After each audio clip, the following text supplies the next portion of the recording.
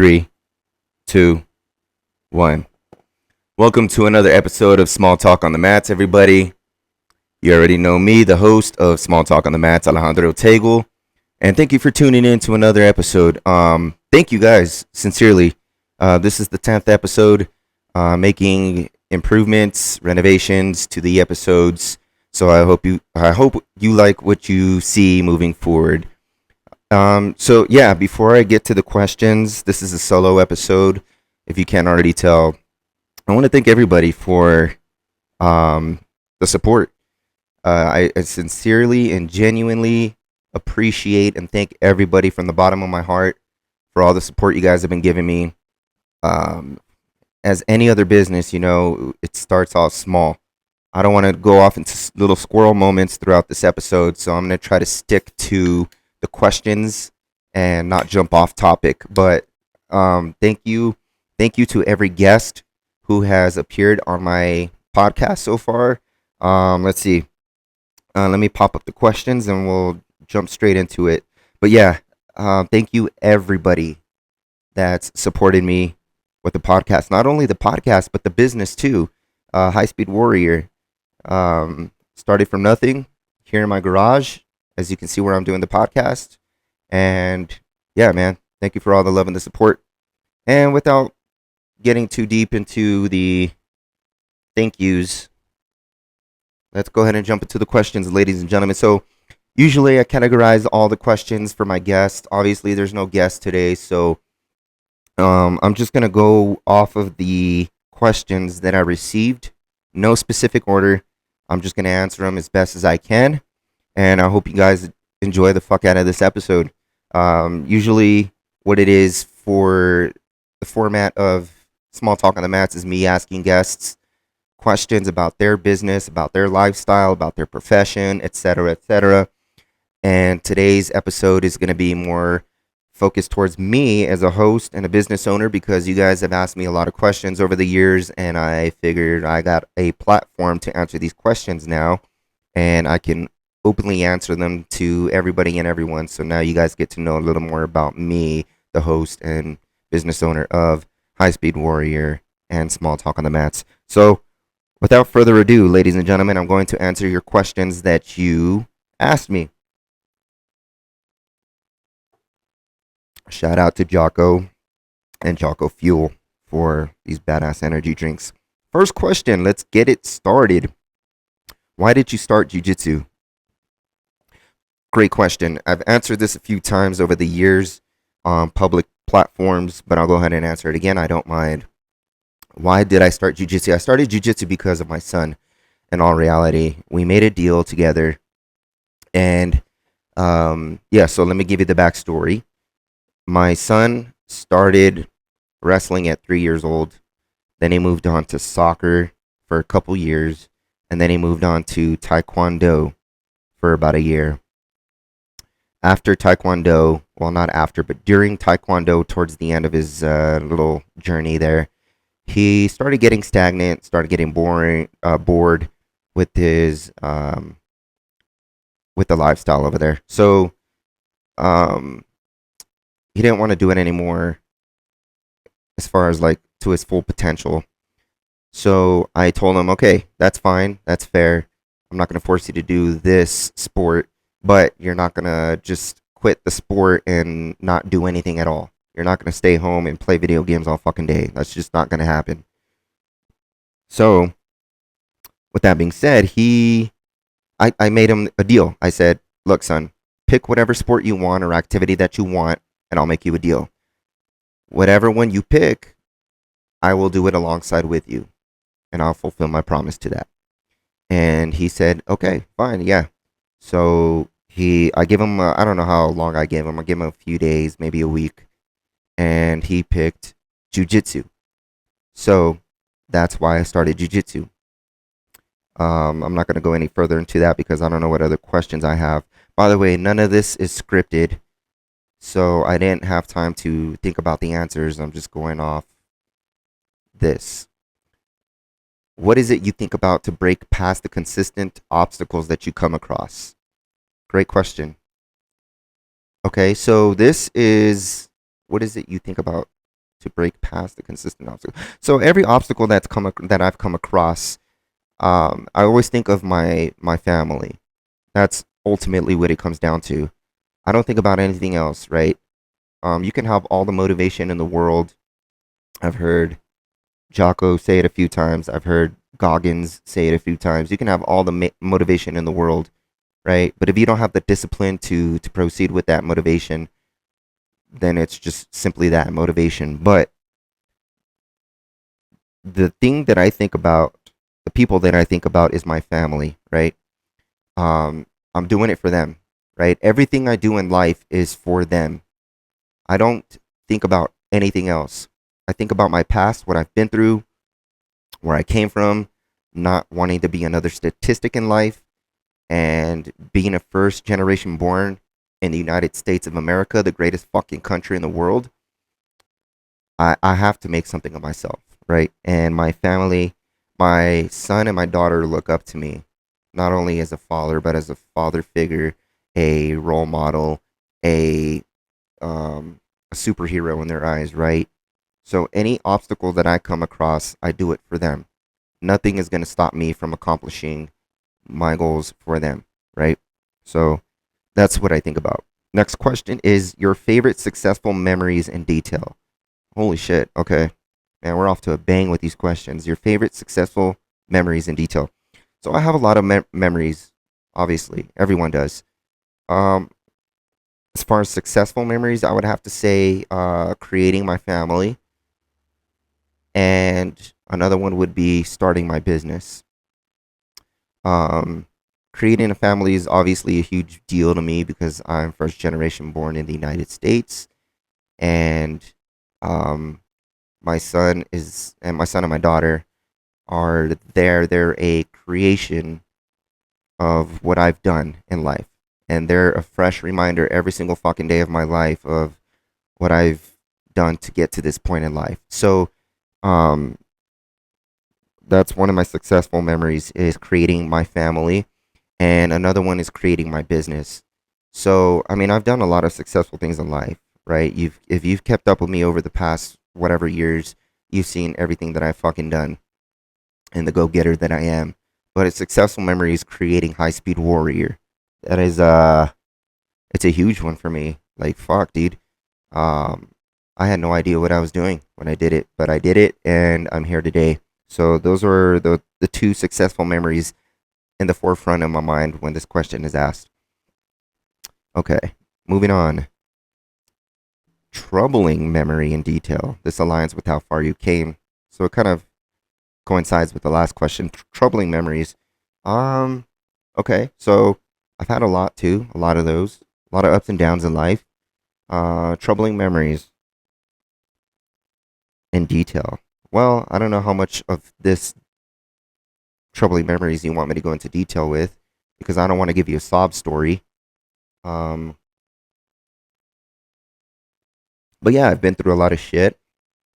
Um, I was born in El Paso, Texas.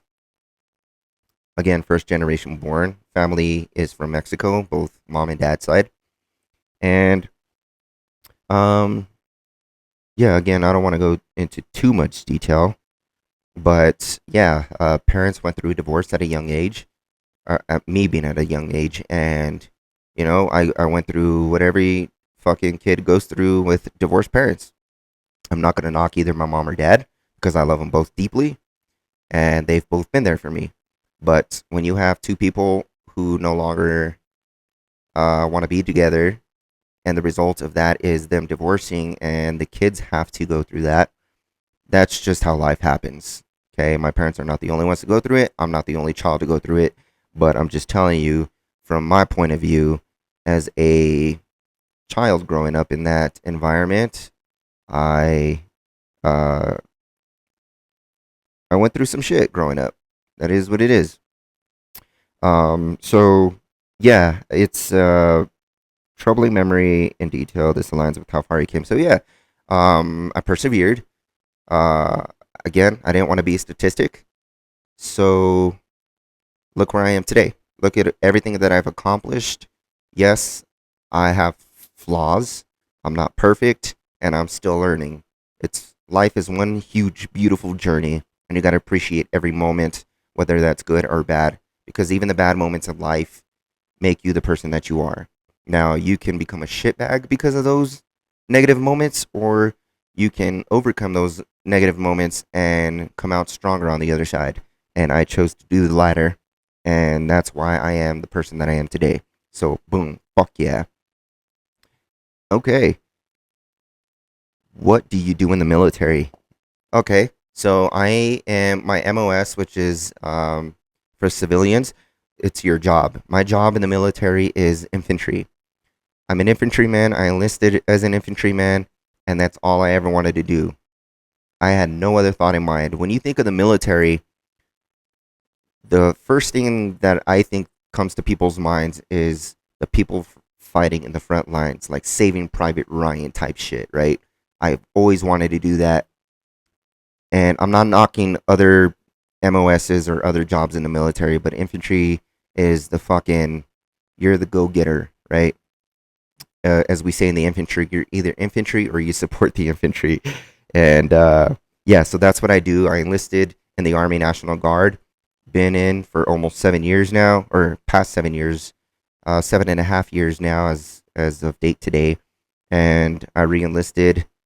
You can see that as a good thing or a bad thing. I'll talk to you offline about my opinion. And yeah, I re-enlisted for another 6 years. So my contract ends 2030, ladies and gentlemen. I will always be an infantryman until I get out of the military. Because, yeah, for those who don't know, for the civilians, when you go through basic training, you, as an infantryman, you get your first portion done that everybody does in the Army, right? You do your first 8 weeks of what every job does in the military. And then after your 8 weeks, you go to your specialty school. So whether that be a cook, an infantryman, um, supply, whatever it is, after the initial 8 weeks of regular armor basic training, the last 4 weeks, you do your specialty training. In my case, it would be infantry. For us, it was 4 weeks. That got extended a few years back to like, fuck, it went from 12 weeks to 22 weeks, so I lucked out. But anyway, the infantry, the last 4 weeks of my specialty training in infantry, after you graduate, you earn a nice fucking badass blue cord that you wear on your dress blues, which is your army dress uniform. So that is something that less than 1% of the population in the world possess. And I'm very proud of that. I worked hard to get into the military. And that's why I do not want to do anything else in the military but infantry. It humbles the fuck out of me. I wanted to do it initially because I wanted to be in the wars, but by the time I joined, all that shit was settling down now. But everything happens for a reason.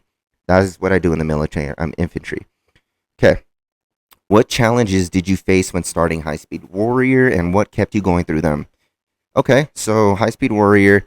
Um, let's see, where should I begin with this? I had a lot of challenges with starting my business. As every entrepreneur knows, starting a business is not easy. And if it is easy, you're doing it wrong. One of the first challenges was coming up with a name. Okay. So I guess I should give you the backstory. I don't know if there's any other questions that are going to relate to this. So I'll give you the backstory of High Speed Warrior, how it started, and the challenges that arise with it. So High Speed Warrior started off as a joke, as an inside joke. And I've told this story plenty of times too, but if you're a first time listener or a new follower of mine, here you go. High Speed Warrior started off as an inside joke between me and my buddies one day at annual training during some army stuff, right? It was 2021, okay? And we were just shooting the shit. We had just got done with the mission. We're kicking back. And we were sitting down, and my buddy goes, "Hey, it would be funny or cool, or it'd be pretty cool if you had a sticker of yourself, dude, because everybody knows I'm full of myself, right? I'm high speed, and I'll explain what that means here in a bit." And yeah, I was like, I agreed with him. Obviously, I was like, yeah, that would be pretty cool if I had a sticker myself, right? And I didn't know where to go from there, but he mentioned it, and I was like, fuck yeah, let's do it, man. Fuck it. let's make a sticker of myself. So he's like, cool, man, send me a picture of yourself. And he said, I'll send that picture of you to my wife and she'll make a sticker because she makes stickers.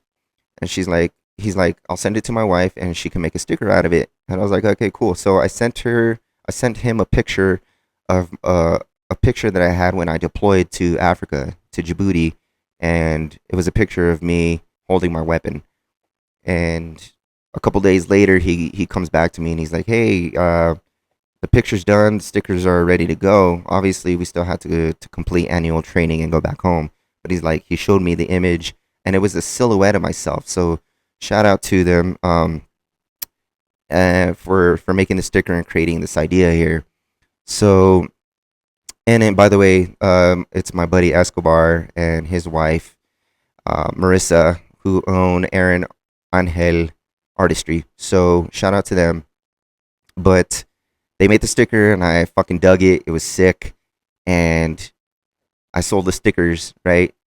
And they sold fucking quick. So I had to get another batch of stickers and it just took off from there. But creating the name, one of the troubling things that challenges that came to creating High Speed Warrior was coming up with the name itself. So what high speed means is it comes from high speed, low drag. In the military, that means that you're fucking badass, you're dedicated to your craft, you're serious about doing your work, you're up to speed with everything, high speed, low drag. You're not slacking on anything. So I've always been a high speed motherfucker in the infantry. There's no doubt about that. And you can ask anybody that knows me in the military or offline. I fucking get shit done, right? So high speed, I knew had to be in the title of my business. And warrior, where did warrior come from? So that came from, I wanted it to relate to civilians and veterans and military alike, right? Not just tailored to military people. So warrior, I didn't come up with high speed soldier because not everybody's a soldier, right? There's Marines, there's airmen, etc. And I didn't want it to, again, tailor to to military members. So what's one word that can relate to both military and civilians? Well, that's warrior. So I came up with high speed warrior, right? So that's one thing I wanted to make known when I created High Speed Warriors, that it's not just for people that serve, it's for civilians too, the go-getters in the civilian side, right? People who get fucking shit done, who are high speed, low drag in both military and civilian world. So that's why I came up with High Speed Warrior, the name itself. But yeah, another challenge was coming up with the funds to trademark the name and just going through that process because I didn't know shit, right? I'm just a fucking, I didn't even graduate high school. I got my GED, which now, it's statistically proven that you don't need college to be successful. So I didn't give a shit about going to college to get them. I dropped out twice of college. Got my GED, dropped out twice, and I'm still where I am today. Very successful in my eyes, I think. So, yeah, coming up with the funds to get my name trademarked, High Speed Warrior, was another challenge because I didn't know where to go. I didn't know what resources to reach out to. I had no one to ask. So yeah, that's one of the other challenges. Those are two biggest challenges that came to my mind with creating High Speed Warrior. And of course, what kept me going through them was, again, my family. My family gets me through anything. Anytime I'm having a hard time, I just look at my kids and my wife and I think, wow, fuck, dude, I have to make it work. Okay. So next question, how do you handle all training, being fit, work, being a husband, dad with children on the spectrum? Well, I don't know. I don't know how I handle it all. Honestly, it's just you don't think about that shit when you got dad duties and husband duties and all this other shit to accomplish, and you're setting yourself up for success. You don't think about this shit. At least I don't. Um, I'm just appreciating the moment day by day. Time flies. So I'm not taking anything for granted in this world. my time included. So I don't know how I balance all of that. On To be honest, 100% honest, I'm gonna be like fully transparent here. I honestly think that I'm putting too much on my plate. Um, Sometimes I get overwhelmed. I do have social anxiety. I'm just throwing that out there. I'm not afraid of who I am. So yeah, I think I overload myself sometimes, and it's okay because with all these tasks, it keeps me busy, and I'm showing my children that it's okay, right? You can do anything in the world that you want to do without sounding too cliche. But yes, I don't know how I balance all of this, but I need to do it. It's an obligation for me because again, I'm doing it for my family. So I'm sorry if I didn't answer your question the way you wanted me to, but I don't know how I handle it all. I just got to get it done. That's just how it is. Okay. You've progressed from white belt to blue belt with Carlson Gracie Albuquerque over the past few years. What's been the biggest breakthrough or mindset shift during that belt transition? Okay. Great question. So, the biggest breakthrough or mindset shift during that belt transition was holy fuck. So, um yeah, I had no idea what I was jumping into when I made that deal with my son. Jiu-jitsu, man. I have a background of wrestling. I wrestled. I started in 8th grade. Took City my first year in 8th grade in Las Cruces, and then I moved to Albuquerque the last few weeks of my 8th grade year, and then I continued to wrestle up until high school. All 4 years of Cibola High School, I was varsity. Won multiple accolades and titles and champions, and wrestling was just something that I was really fucking good at, and I stuck to it. Even post high school, I did some tournaments, did some coaching. I assisted coach with Coach Lenny Lovato. Shout out Coach Lenny, huge mentor of mine growing up, and so I've always been a good wrestler. And when I joined jiu-jitsu, it was a really, really great foundation for me in the jiu-jitsu game, right? My wrestling game.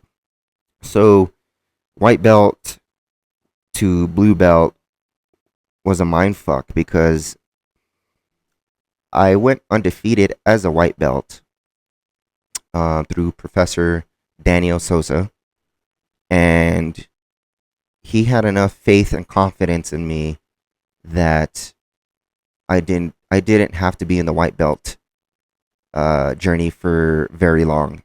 So the way belts work is there's 5 belts for adults. There's white, there's blue, there's purple, there's brown, then there's black. Ultimately, coral's after black, but that's years and years of black belt.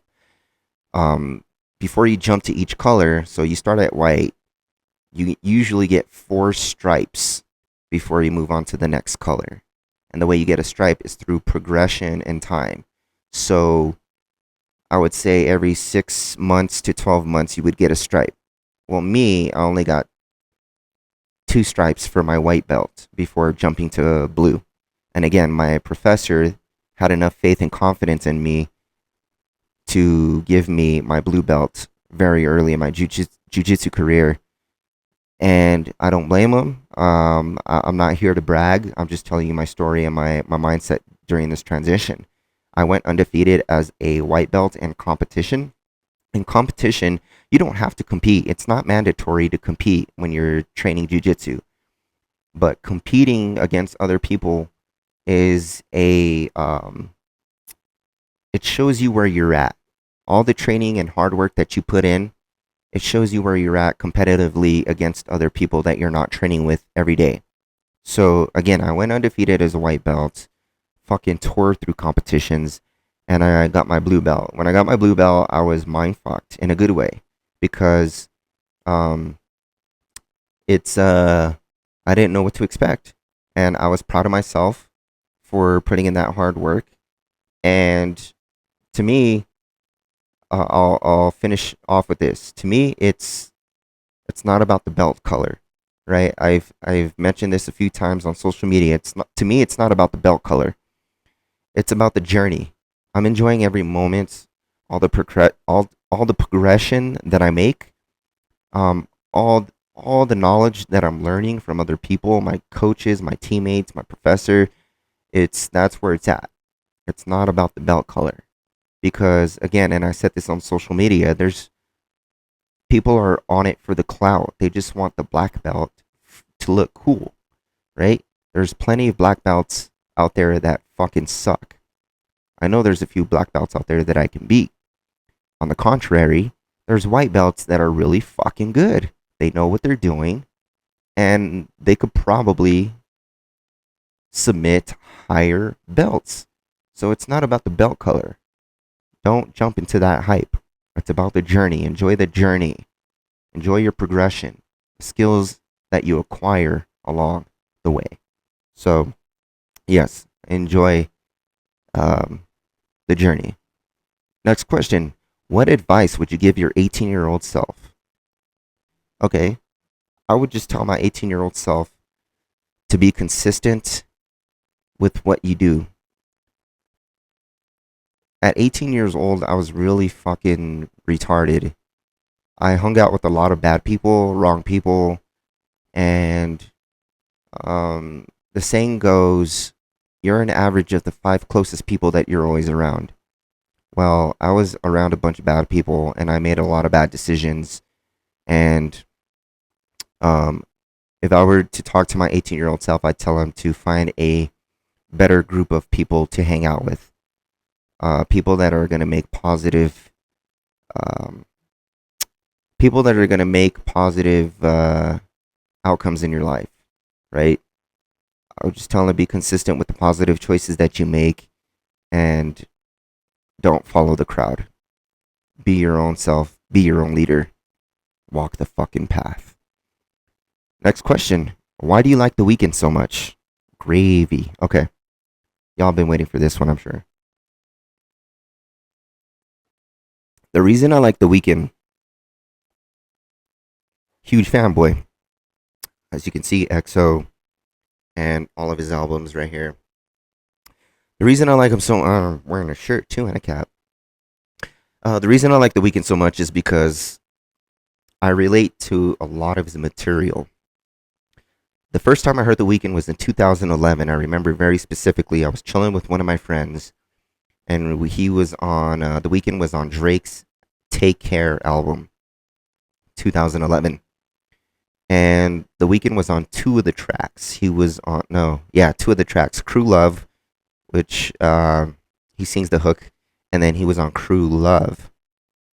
No, I'm sorry, "Crew Love" and "The Ride." So the first time I heard The Weeknd was on "Crew Love." Take your nose off my keyboard. What you following me for? My voice is still gone from the Weeknd concert that just happened a couple days ago, so excuse my horrible singing voice. But yeah, if you don't know that song, look it up. "Crew Love," Drake featuring The Weeknd. But that's the first time I heard The Weeknd, and I was fucking mind blown, dude. I was like, damn, this motherfucker's got some vocals. But not only the singing, right? A lot of people compare him to Michael Jackson, which, yes, there's variations in there, but it was his lyrics, right? A lot of singers just sing to sing, but this motherfucker was writing some deep shit. So I heard him, and then I heard his trilogy, right, which came out 2012. The trilogy is a compilation of all 3 of his mixtapes that came out in 2011.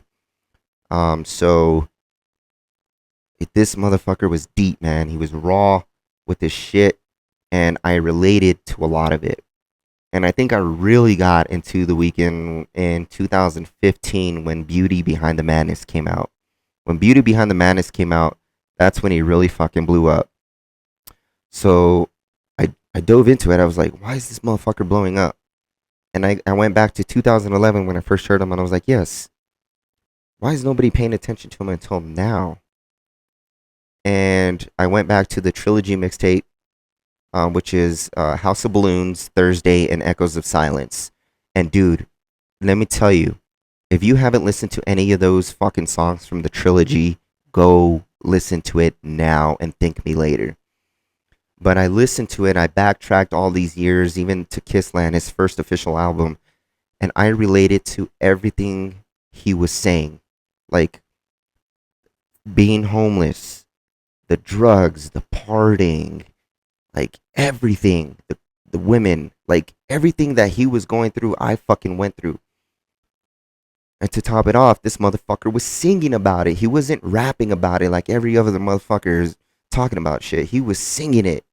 Man, I was like, fucking fit. I wished I could sing like The Weeknd, bro.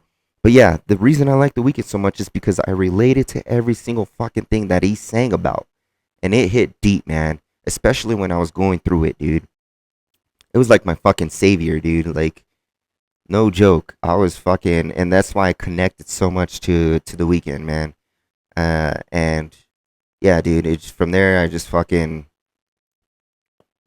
It was just everything he talked about was what I went through. So yeah, that's why I connect. And there was no other artist, either past, present, or I don't know about future, but past or present that I related to lyrics like that ever in my life. So that's why I like The Weeknd so fucking much, man. The GOAT. Next question. What got you started? What got you to start JITS and your business? Okay, so I went over that. So we'll skip that one. Your story, more about you, Alex Tagle. I kind of went over that too, but okay, yeah, first generation born. My name's Alejandro Tagle. Same name as my father, Alejandro Tagle. We have the exact same name, no middle name. Um, Parents came from Mexico. I lived in El Paso for like the first 6, 7 years of my life. Parents divorced. We moved to Las Cruces. Um, from there, I started elementary school up until middle school.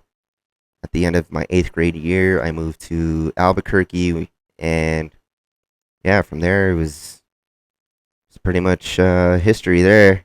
Started at Cibola, played sports my entire life, very active. Um, Bullied as a child, throwing that out there.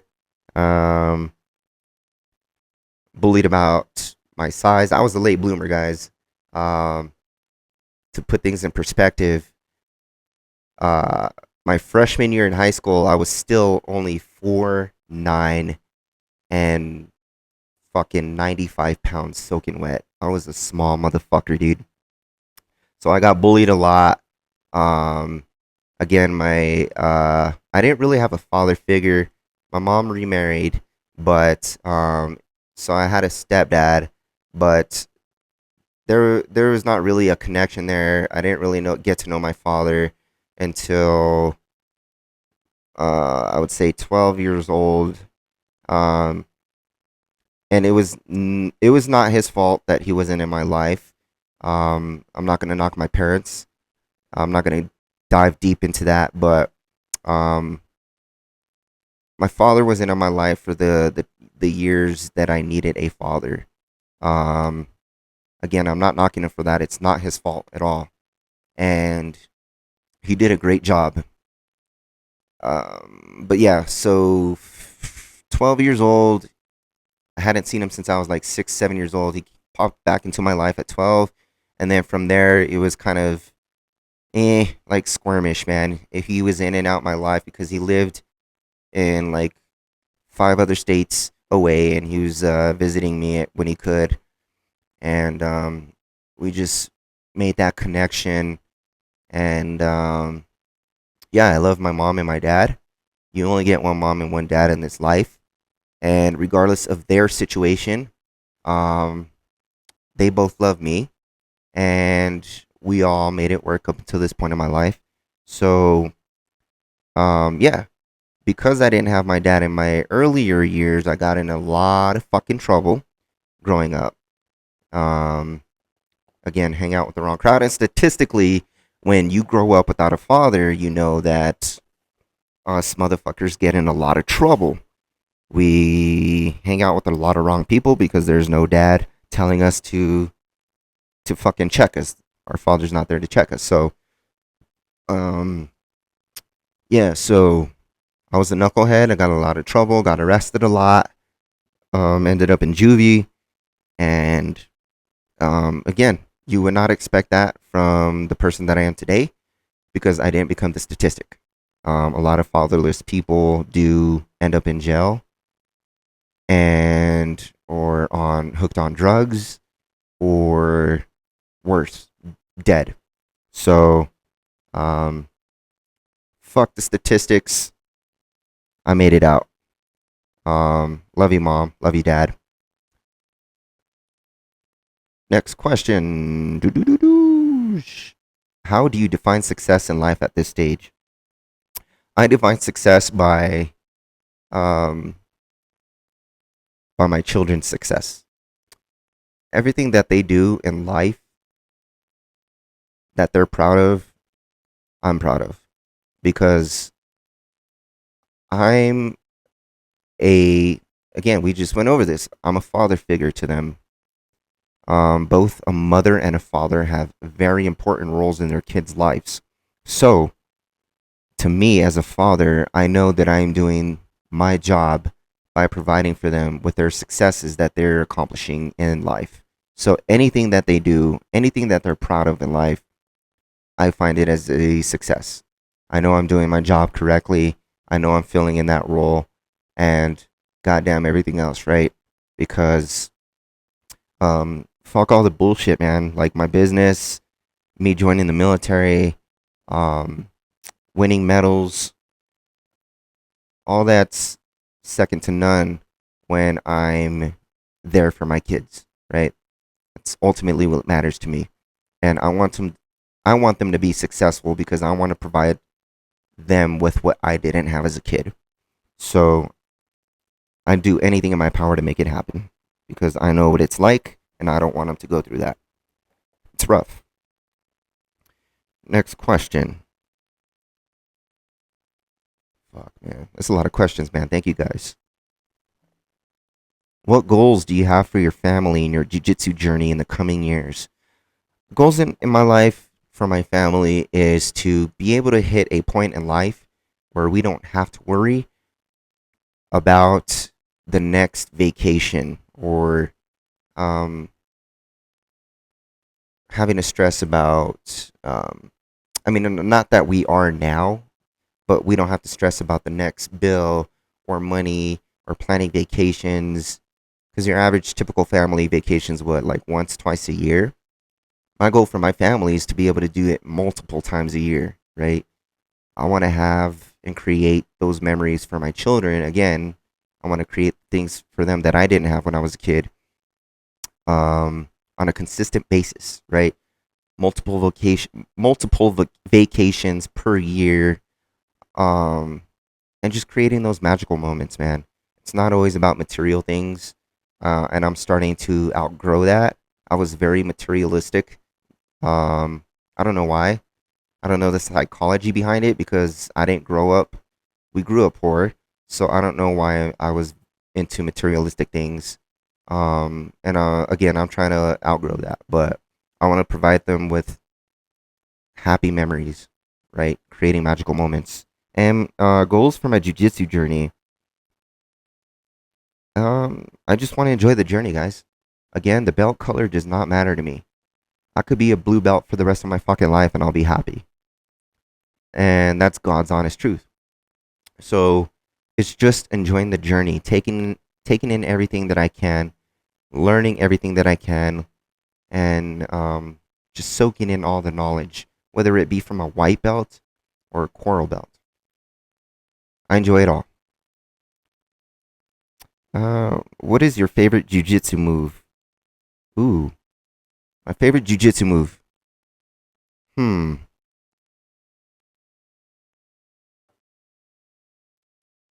I would say for okay, so there's no gi and there's gi. We're not going to dive deep into each category, but I'll explain my favorite move for each of those. So for the no gi category, I would have to say my favorite move is the Darce submission. It's like my go-to, the Darce submission. It's kind of like it's a blood choke, right? They don't tap, they're gonna pass out, and that just comes from wrestling experience. Darce, look up the Darce choke. That's my go-to. And with the gi, um, I don't really have a favorite. I would have to say type of lapel choke. Yeah, any type of lapel choke, I'm game with it, man. I don't have a specific favorite move for the gi. Are you grateful for all the struggles, love, and pain you've endured? Endured. I don't know how to say that word. Make fun of me. I don't give a fuck. Are you grateful for it? Yes, I'm grateful for it. Of course. It's made me who I am today, and I don't regret any decision that I've made in life. As I just told you, I was a horrible fucking kid growing up. Um, and everything that I've done has made me the person that I am today. So I don't regret a single fucking thing. I'm grateful for every single fucking thing that I've done. If I could go back in time and do it all over again, I would. Because who knows what I would have turned out to be like if I didn't go through any of those things. There, every challenge in life, man, good moments, bad moments, builds character, and it makes you the person that you are. Again, you can use those negative outcomes as something that turns you into a shitbag, and you could become a shitbag for the rest of your life, or you could use that as fuel and motivation to become a better person. I chose the latter, and I'm glad I did. So, yes, I'm grateful for everything that I've done, the struggles, the love that I've received, the pain that I've endured, everything. Bring it on. And I'm looking forward to more of it because it'll make me a better person ultimately. What are you or no, jumping ahead. What is the memory that you can relive over and over? Wow. Any learning moment and any moment with my family. You're never going to get the time back. And time flies. Time can be your best friend or your worst enemy. And if you're not careful, it will fly by and you will not know what you have until it's gone. So if I could relive any moment in my life, it'd be just being there present with my family. That's really the most basic way that I can put it. What are you most proud of? I am most proud of in my life of my children. As you can see, this is a trending topic here for my answers, my children.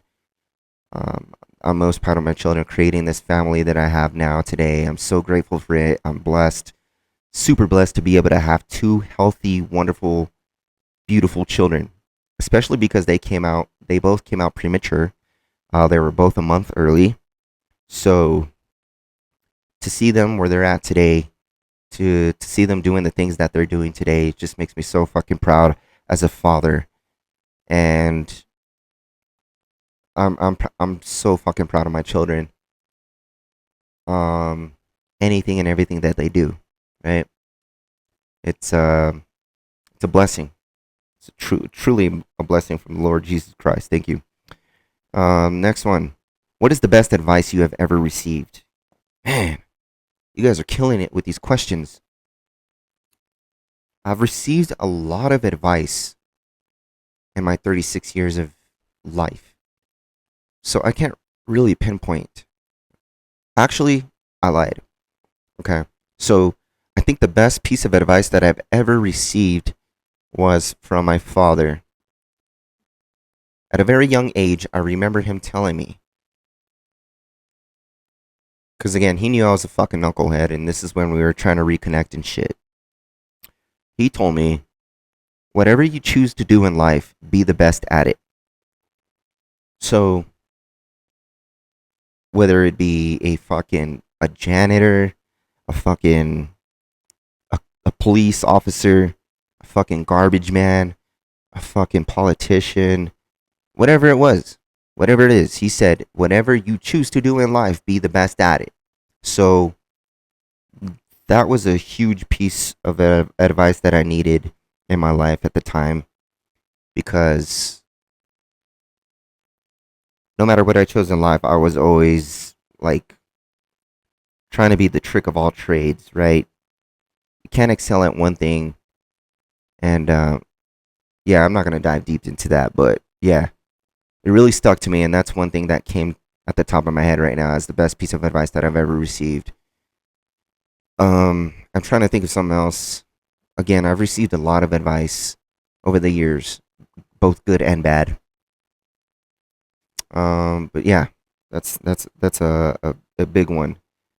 I'm trying to think of something else. Yeah, I can't.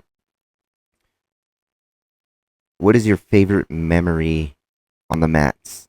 Well, for one, I can say that winning IBJJF was huge for me, both local. Well, all IBJJF tournaments are international. That's what the I stands for in IBJJF, international.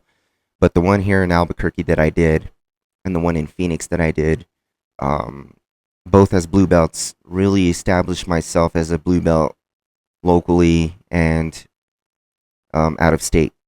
So winning those four golds in each of those respectively. So four golds in Albuquerque, four golds in Phoenix. Really cemented my status as a blue belt, and I was really proud of that. But the thing that I'm most proud of, even more than that, was watching my son compete and win. Um, Huge, man, huge for a father and a parent to see your son and the excitement and the joy in his face of him showing the results of his hard work and determination, right? And even before we step on the mats, before any competition, I tell my son, it's not about winning, okay? It's about the experience and it's about you having fun. I'm not one of those parents that just fucking, and I'm not knocking the parents that do this, but I'm not one of the parents that it's like, you gotta win, you gotta win, you gotta win, you gotta win, you gotta win. No matter what it takes, you gotta win, you gotta win. I'm not like that. My son, I don't want to put my son in a position where he feels uncomfortable doing what he's doing. He has to take it at his own pace, and I let him take it at his own pace. But watching him win Naga, which is one of the competitions, and him standing on the podium with the sword, kids get the sword, a samurai sword. Him holding that sword up on the podium, on the first place podium, was just everything to me, man. It made me so proud as a father to see him happy for his accomplishments. That's the proudest moment on the mats for me. I hope I'm not taking too long on these answers, guys. I don't want to bore the fuck out of you guys, but um, what's on your bucket list? So I don't really have a bucket list. I really don't. But if I could, I I mean I don't know. That's a good fucking question. I've never thought about a bucket list. I've never wrote anything down. To be honest, I'm not a big person on goals either. Like I just know what I need to do and I get it done. But as far as a bucket list, I don't know. To put it in context of a bucket list, I would have to say that um I don't know, going to Japan. I'm doing some Duolingo on Japanese languages, and I'm really into anime, and a lot of that great anime comes from Japan. A lot of it comes from Korea too, but Japan is I would love to visit Japan. I guess if that's one thing on my bucket list that I want to do, bucket list, quote unquote, it would be to go to Japan. I would love to go to Japan. And I think I mentioned that in my wife's podcast session. What is your favorite comfort meal?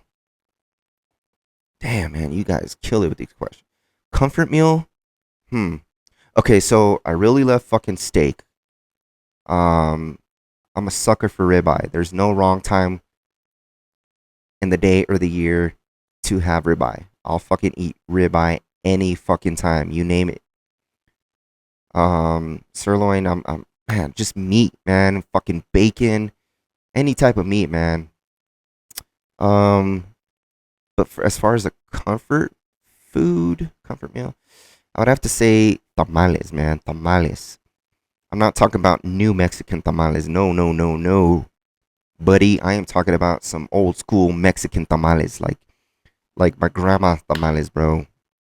Tamales from my grandma or my mom. They make the best fucking tamales in the world, dude. I would have to say that's my comfort meal. Tamales, bro. I wish I could eat tamales any time of the year too, but those are seasonal, real tamales, bro. Like Mexican tamales, bro. I'm gonna get a lot of criticism for that answer, but hey, it is what it is, man. Ooh, what's your biggest insecurity? Ooh, juicy. Wouldn't you like to know? My biggest insecurity. Shit, man. Okay, you guys know I'm an open book, and I told you to ask me these questions. I don't have anything to hide. But my biggest insecurity, I don't know, man. I used to care a lot about what people thought of me. Again, I was bullied when I was little about my size, my height, my weight, my looks, my appearance. I was very, very, uh, I was bullied as a kid. So I had a lot of insecurities growing up. And I don't think it was until maybe my mid 20s, late 20s that I stopped just giving a fuck about people's opinions about me in general, man. So I don't know how to answer this question properly, and I apologize, but I don't know what an insecurity of mine is because I stopped giving a fuck a long time ago, and that's just through everything that I've been through. Um, I don't know. Great fucking question. If I ever do come up with the answer to that question about my insecurities, I will answer it. I promise. So I'll get back to you on that one. Next question. What has running a business taught you? It's taught me a lot. Um, it's taught me to be a lot more patient. It's taught me to look to see people's true colors. Because when you have a business, and I'm sure any business owner and entrepreneur can relate to this, but when you start a business, you work hard to get where you're at. And when you start having people asking for freebies or handouts or money because they think you're fucking balling all the time, yeah, people's true colors come out, and um it sticks out. It's obvious, man. Like, they just want handouts. They never want to support you, truly fully support you. Um Real people, real family, real friends will make the purchase to support you. They'll pay full fucking price to support you. They won't ask you for a free shirt or free cap or free stickers. And that's one thing I've learned about people in this business is that there's a lot of people, a lot of fucking snakes out there and cheap bastards that pretend to be your friends, um, that don't fully truly support you. And I do offer discounts, military, veteran, law enforcement discounts, because those people truly deserve it. And I offer a family discount for my family because they've truly been there for me. But um, I'll offer a discount every now and then to friends, situation dependent. But that's out of my kindness to you, man. Don't be asking me for free shit. That's not cool. I don't go to other businesses and ask for free shit. It's just not how it works. I fully support my other friends that own their own businesses. I would not ask them for free shit. And I never have, nor will I ever will. So, yeah, that's one thing about this business that I've learned. Um, why did you choose to join the military? Okay, good question. So, I chose to join the military because it's something that I always wanted to do as a child growing up. Now, again, I was a troublemaker, so it took me a while to join the military. And the reason it took me so long was because I had a juvie record and I had to go through a lot of obstacles to show that I wasn't the same person that I was as a juvenile that I was as an adult. As soon as I turned 18, I knew it was time to click off that little troublemaker button because it was no longer going to be juvie. It was going to be jail or prison or 6 feet under. So I knew. I knew right away, do not fuck around once you turn 18. And I fucked around up until the very last day. Literally like a month before I turned 18, that's when I ended up in juvie. But why did I join the military? It's because it's something that I wanted to do as a child. And I made that obligation to myself that I was going to do it no matter how many years it took. After I turned 18 and tried college a few times, I tried it. I tried it throughout my young adult years, and I just kept getting rejected because of my juvie record. And I don't blame them. Everything happens for a reason, and that's God's plan. So that's why it took me so late. I enlisted at 28 years old, and I have no regrets. I enlisted at 28, and I fulfilled that goal of mine to join the military, and I fucking did it. Nobody stopped me from doing what I wanted to do. So that's why I joined, because I've always wanted to do it. How did you, how did you deal with mental issues while serving?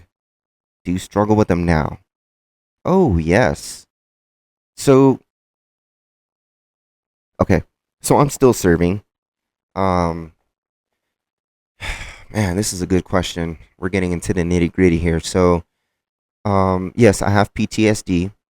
I have social anxiety. I have sleep apnea. I'm all fucked up.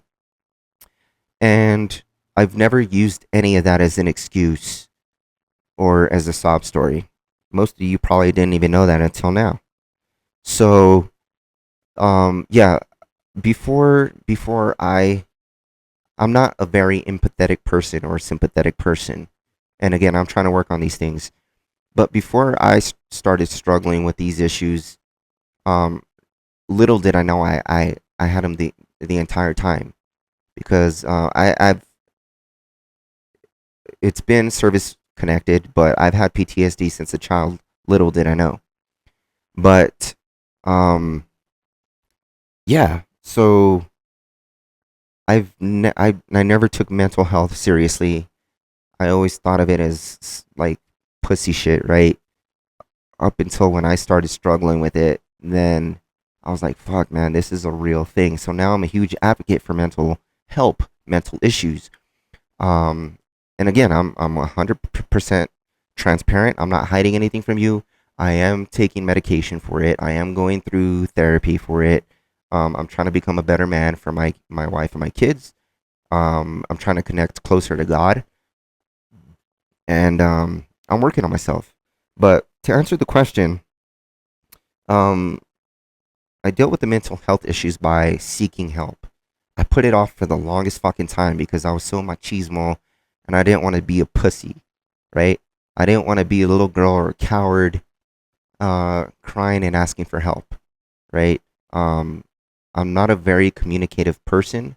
I don't like to reach out for help. I ask for help very, very little in my life, and I think it's become a person. It's who I've became over the years, right?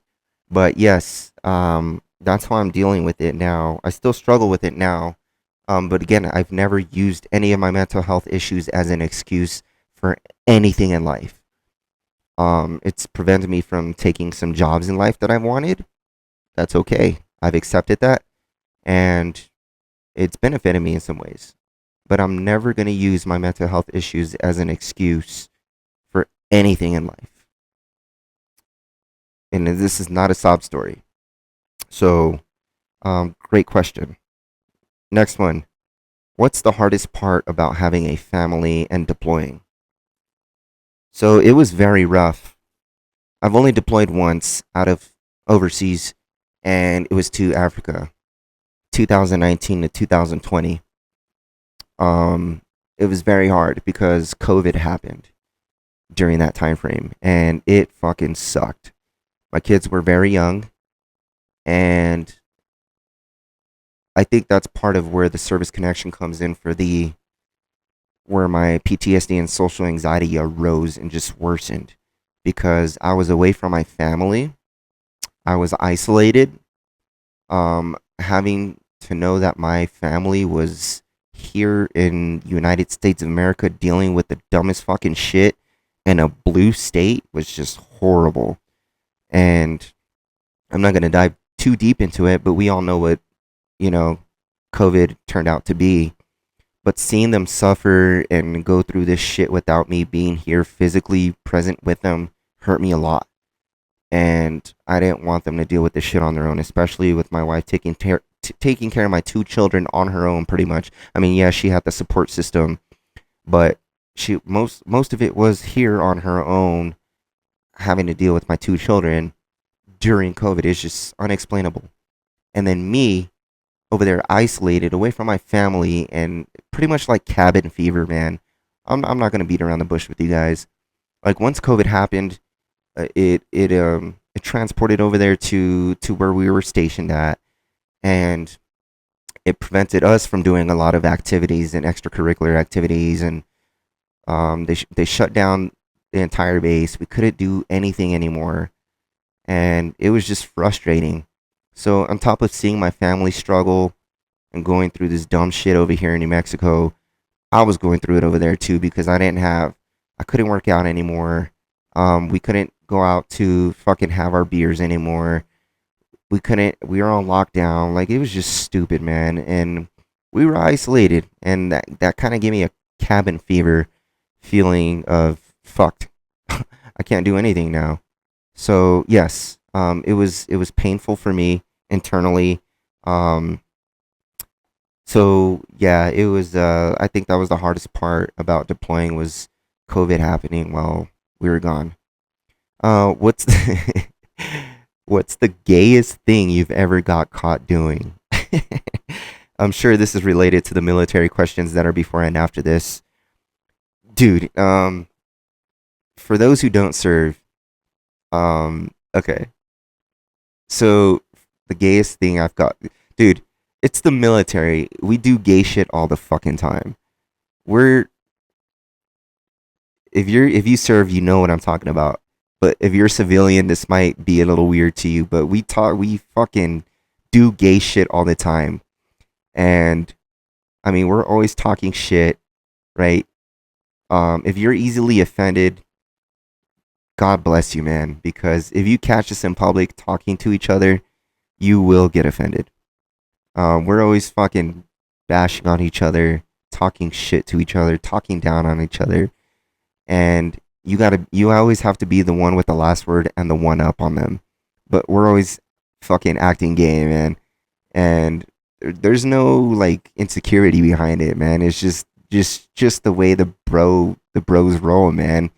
And yeah, but as far as like the gay shit I ever got caught doing, fuck it, dude. I don't know.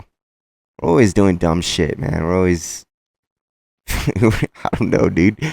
I've never actually like really done like real gay shit. We just talk about a bunch of gay shit and act stupid.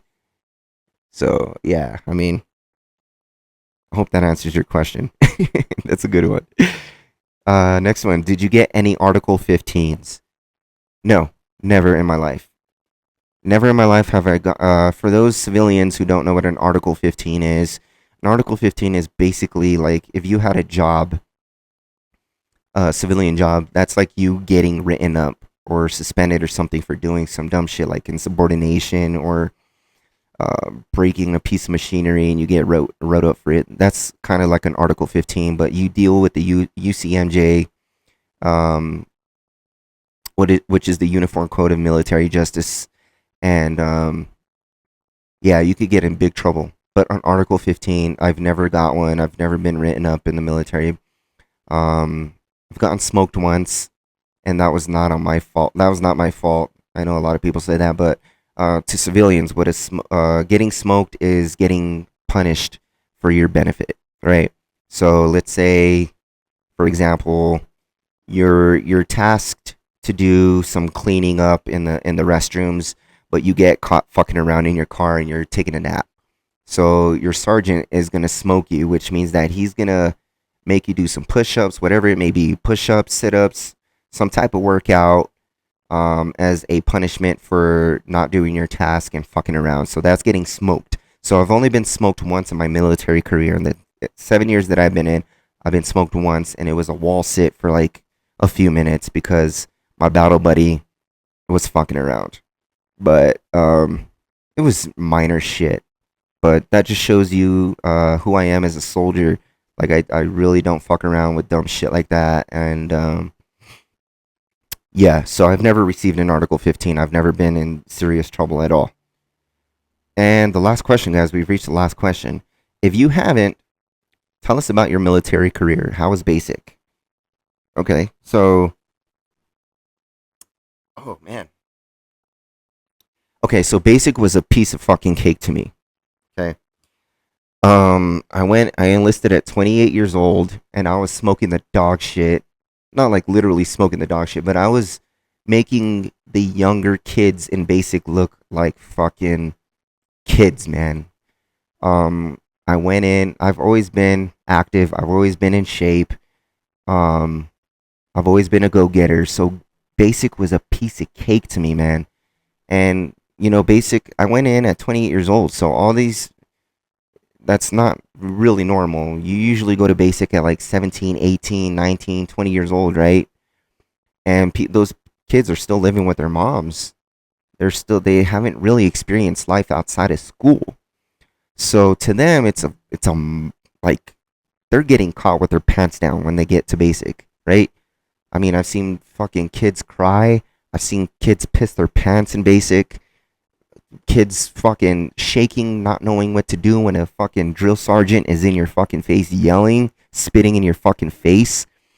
Like these, they're just lost in the sauce, man. But to me, I've already had the experience of life. I've been yelled at by my mom. I was already living on my own. I already had a family. Like I was already established when I went to basics. So it was a piece of fucking cake to me, dude. It was nothing. Went through it like this, mentally and physically, emotionally, spiritually. The only thing that was hard is being away from my family. That was it, literally. That was the toughest part of basic, was being away from my family. And as far as my military career goes, I've always been high speed. Um, I've always wanted to do ranger school. I've been fucked every single time. I'm not gonna go deep into that conversation, but yeah, leadership is a huge role in the military and growing up in the military career. And I've had shitty leadership growing up in the military career. So having the opportunity getting getting taken away from you. Ranger school, for those who don't know, is like ultimate thing for an infantryman. It's like the best school you can go to. Even David Goggins went to Ranger school as a Navy SEAL, and he said that was the toughest school he'd ever been to. It's something that is any infantryman. Well, for me at least, I'm not going to speak for any other infantryman, but as an infantryman for myself, I've always wanted to successfully complete Ranger school. It's the toughest fucking school in the world. It's a leadership school, but you go through some shit. And that opportunity has been taken away from me at least 3 fucking times because of shitty leadership. So, but at least I went to Air Assault School, which is another great school to go to. I graduated that. As of today, I'm still trying to go to Mountain School. Um, Look these schools up, guys, if you don't know what I'm talking about. But I'm still trying to be high speed, man. I've been fucked so many times in my military career, and I'm not knocking it, man. Do what you got to do. I don't want to put my bad experiences out there and mess up people's perspective on the military. But as a person, as a soldier myself, um, I've gone through enough shit to know who I am as a person. I know my value, and I've reached a point in my life and my military career where um, like I know I don't know how to put this. I don't want to talk down, man, but yeah, dude, I know where I'm at. I'm still trying to get schools done, and as of now, I'm a staff sergeant. I reached staff sergeant in 7 years, which is it's not really heard of. Um, so yeah, I'm proud of the things that I've done, and um, yeah, that's how my military career is. I end my contract in 2030. Will I extend again? Who knows? I'm not going to speak for my future self. We'll see how things pan out in the future. But as far as 2030, that'll be 12 years for me. And yeah, my body can only take so much. We do a lot of rucking. We do a lot of camping outside, camping, quote unquote. A lot of missions outside, a lot of outdoors. So yeah, your body can only take so much, but that's why I like to stay in shape. You guys know who I am as a person, and I'm gonna do my best whenever I can, as long as my body can take it. So that is all the questions that I have. Thank you guys for asking me all these questions. Before I close it up, I want to thank everybody that's tuned in, that's supported me. I want to thank all my guests that have joined me on Small Talk on the Mat so far. I appreciate every single one of you guys. I want to thank all my future guests and just deeply, sincerely, guys, thank you so much for supporting me. Um, we're off to great things, man. Um, Shout out to my wife. Shout out to my kids. Shout out to my mom. Shout out to my dad. Shout out to my brothers, my sister, um, all my friends that have supported me, my real friends, and all my coaches, my teammates, my professor. Goddamn, shout out to all you guys. Shout out to the audience, all my followers, all the people who support me on social media and my business. You guys are fucking awesome. You guys rock. And if there's anything at all in the world that you need from me, let me know. I'll help any way that I can. I'm trying to be a better person through therapy, through medicine, through God, and I'm trying to become a better person. So thank you guys, man. Thank you guys. I can't say it enough. And I hope you guys enjoy this episode and all future episodes. I hope you guys enjoy the changes that I'm making to these episodes. I'm all about innovation and making things better. So again, thank you guys so much. I love you guys. And until next time, man. Hope you guys enjoy it. Peace out.